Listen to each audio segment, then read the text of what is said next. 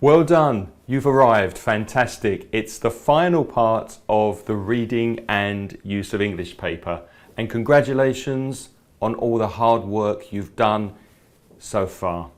Now, part 7 is called multiple matching, and before we practice it, I assume you've successfully done the practice exercises from the previous 6 parts of the reading and use of English paper. Don't forget that there's a full timed practice exam at the end of this course, which includes a complete reading and use of English test and brings everything together. But now let's see what part 7 looks like.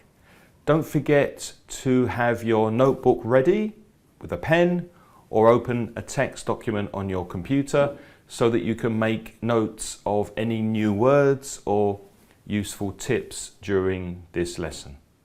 Now, parts 5, 6 and 7 have long reading texts. In part 5 you answer multiple choice questions. In part 6 you have to put 6 sentences back into a text. And in part 7, this part, you match sentences to different texts, and that's why it's called multiple matching.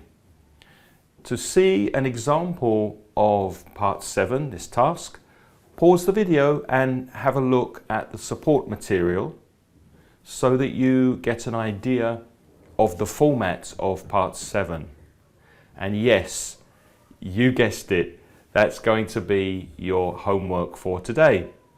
So just have a quick look now at the task so that you can see what part 7 looks like, and then come back to this video.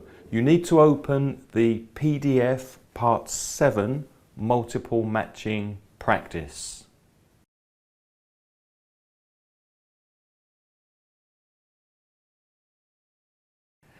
So, what's the best strategy for this part?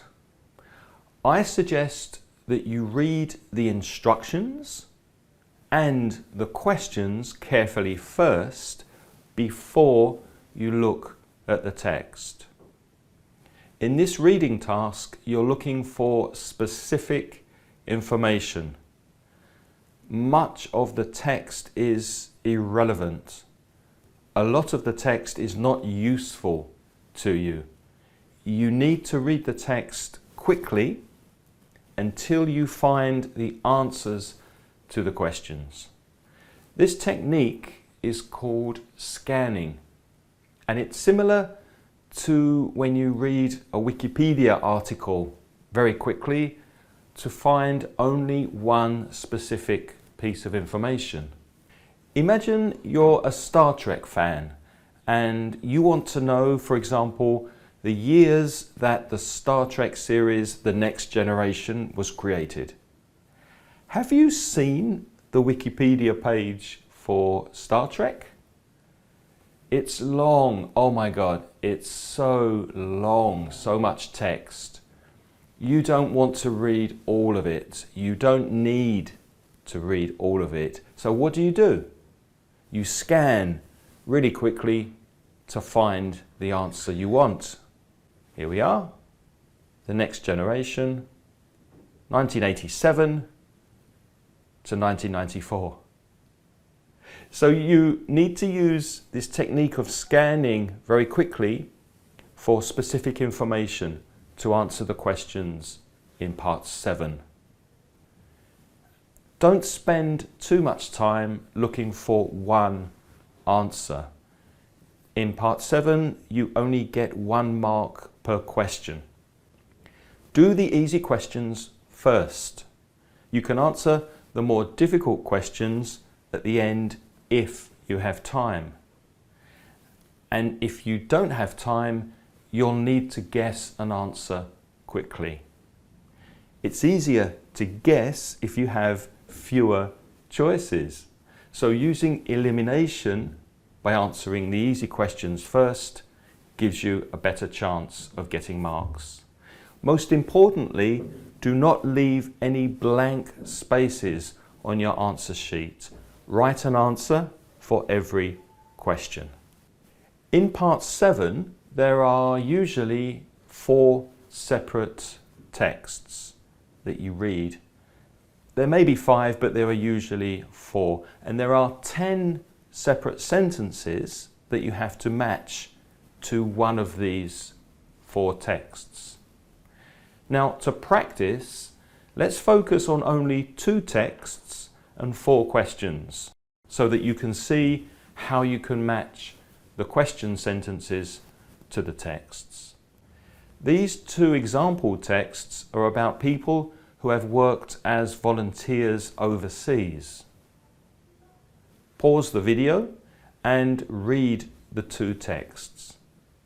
Then read the 4 questions and try to match the questions to the texts.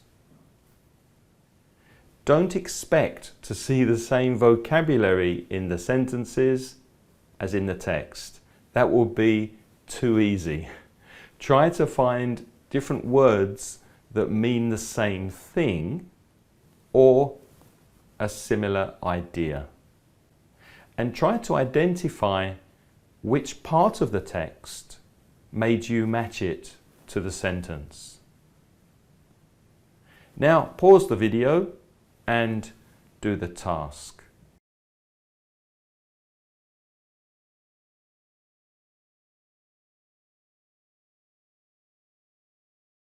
Okay, let's see how you did.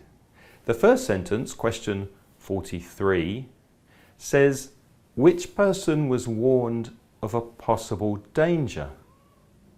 Look at text B.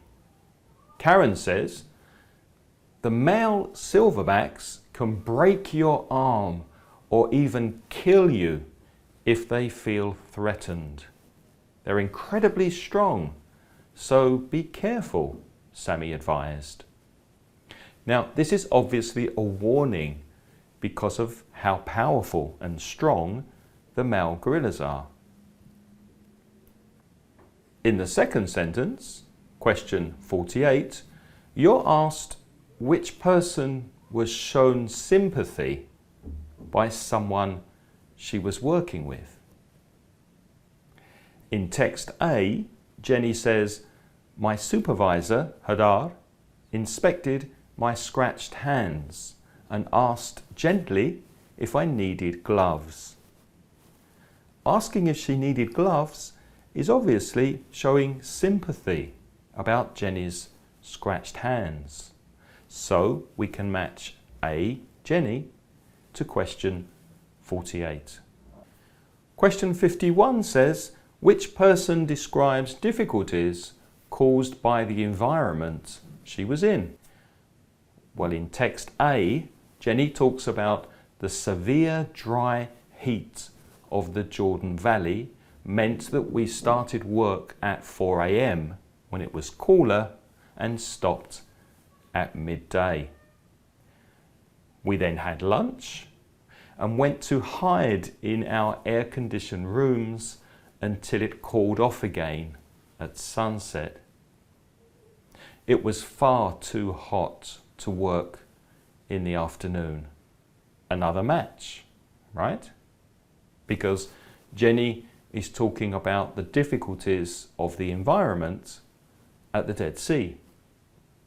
In question 52, you're asked which person appreciated the flexibility of her boss.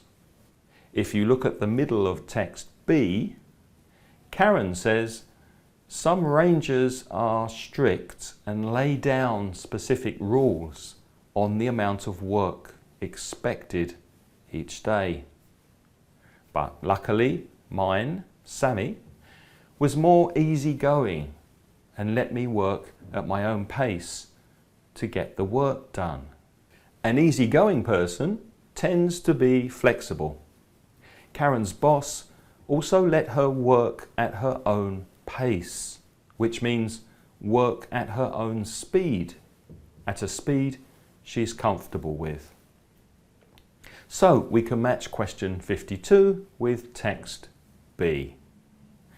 That's how to do the multiple matching task. You scan the text and look for different words that mean the same thing or a similar idea. I want to speak to you for a few minutes about difficult words. There will be some difficult words that you don't understand, especially in the long reading texts, parts 5, 6 and 7.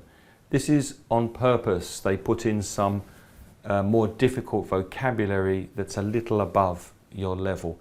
Don't worry about this. You don't need to understand every word in order to answer the questions. You only need to understand enough of the text to get the answers.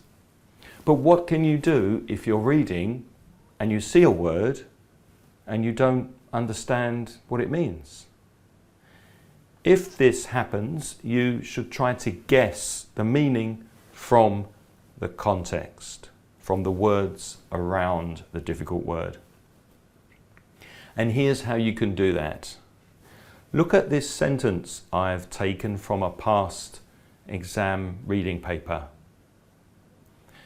Boric is a silly word. It doesn't exist. I've taken the original word out and replaced it with boric. But if boric did exist, what type of word would it be?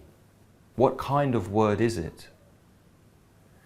Well, the word that comes after boric is a noun. So it's probably an adjective before the word service. And what kind of word is modern? It's an adjective. Is modern a positive adjective or a negative adjective?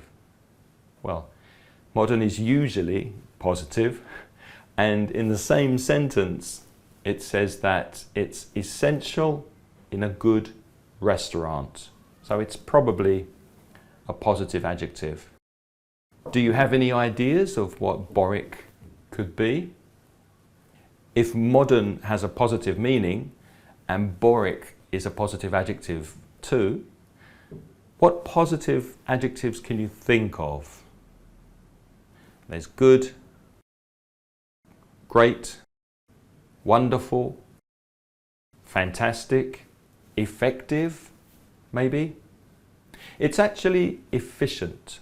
That's the real word in the sentence that I removed.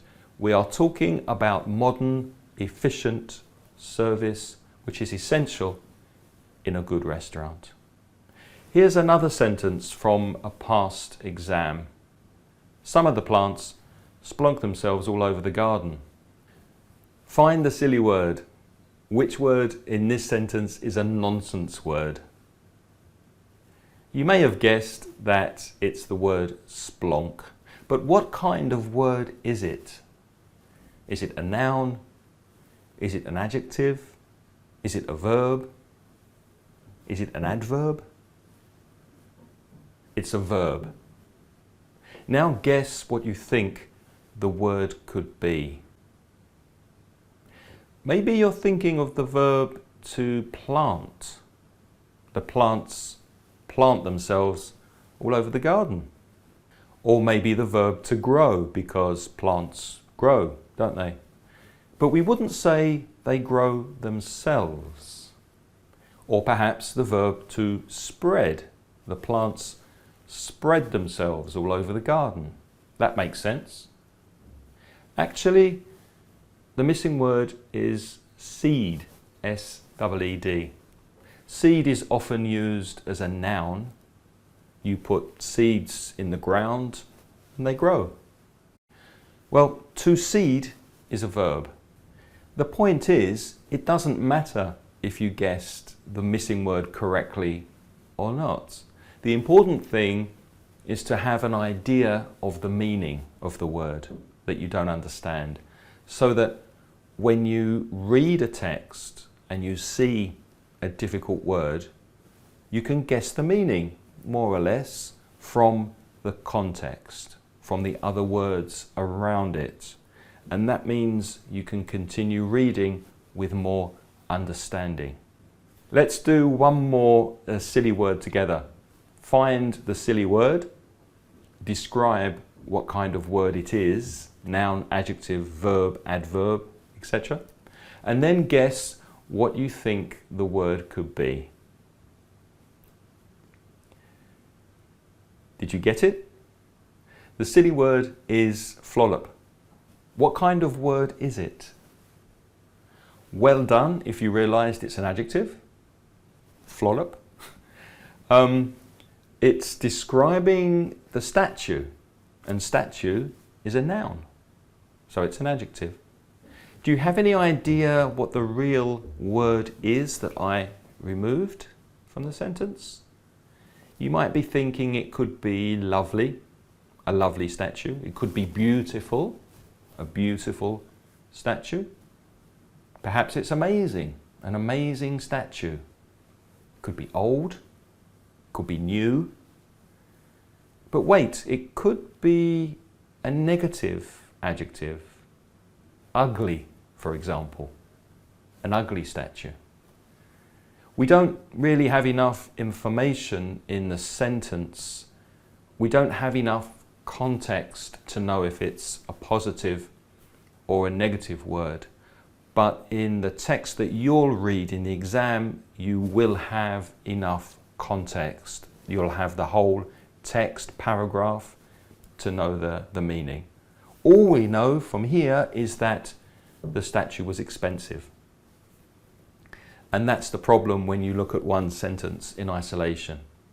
Now, flollop might even be a simple adjective like big, a big statue, or a more complex adjective like enormous, or maybe it's gold, a gold statue. The real word in the original sentence is huge. When I was in Bangkok, I bought a huge statue of Buddha for $500. There's an exercise for you to do with more of these words in the material file. The PDF is called Guessing Words from Context. Do the exercise to practice guessing the words, and then use this technique when you do the complete Part 7 multiple matching exercise. That PDF is called Part 7 Multiple Matching Practice. Let's see what you remember from this lesson. Take the quiz and check your answers as usual. And now that you've studied all 7 parts of the reading and use of English, don't forget to do all of the extra exercises in the reading and use of English part, and also watch the reading and use of English summary video that's coming up in video 26. And do that before you do the timed practice at the end of this course.